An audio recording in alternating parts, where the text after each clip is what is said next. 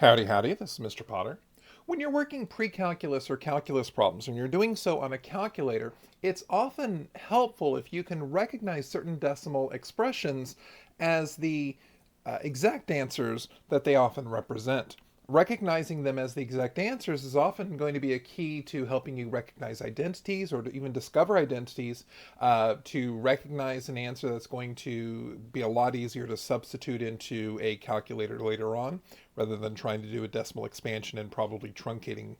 So there are some numbers that you really need to know if you're in a pre-calculus or calculus class, and we're going to talk about a few of those today. So, starting off first, there are several named numbers, numbers that have a name. And I think most of you are already familiar with pi. Pi is 3.142. And by the way, in this video, I'm going to stop at 3 decimal places, often because 3 decimal places is enough to recognize that. And if you're taking an AP exam, 3 decimal places is the accuracy that's required for a correct answer. So in a pre-calculus class and a calculus class, there are two main named numbers you need to be aware of. Pi, which you're familiar of since you were in elementary school, and Euler's number, which is represented by E. Now E is 2.718. And the reason E is important is because anytime that we're dealing with exponential functions or we're dealing with logarithmic functions, we're going to be dealing with a base of E.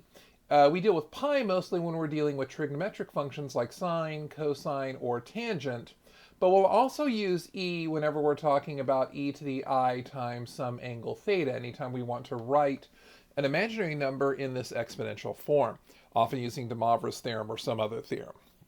So being able to recognize 3.142 on your calculator as pi, or being able to recognize 2.718 on your calculator as e, is going to be essential because you'll often be able to use those constants later on.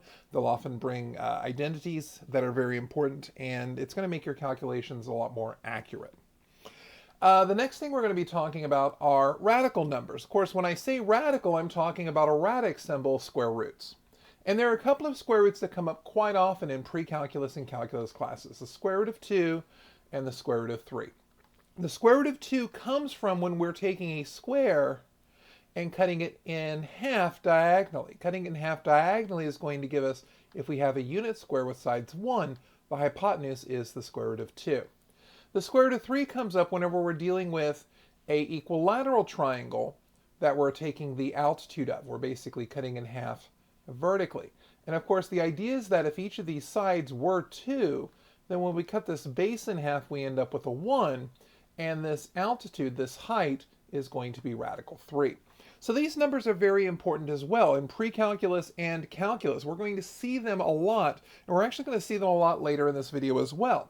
So whenever I see the square root of 2, I need to recognize 1.414 as radical 2. Square root of 2 is 1.414 approximately. And again, I'm doing the 3 decimal places. When I'm looking at the square root of 3 in a calculator, I get 1.732. And these are numbers that you really need to recognize because they have very important trigonometric ramifications. Mainly when we're dealing with a 45-45-90 triangle or a 30-60-90 triangle. So they come up quite a bit, and it's helpful to know those. Now, radicals are important, but we also have rational numbers. Now, when I'm talking about rational, I'm not talking about the idea of a number that I can write as p over q, where these are both integers, but I'm talking about fractions. So in other words, fractions involving the radicals that we've talked about, square root of 2 and square root of 3, and fractions that involve pi. So we're going to start with the ones that involve pi. The idea is that there are several radian measures that involve some fraction of 2 pi, because 2 pi represents a whole circle. Pi represents half a circle. And if I'm dealing with a quarter of a circle, in other words, a right angle, that's going to be pi over 2. Now, pi over 2 is 1.571. Of course, it's going to be half of the 3.142 that we just talked about. But oftentimes, you're not necessarily going to see that. You need to learn this number and recognize it as the pi over 2 expression.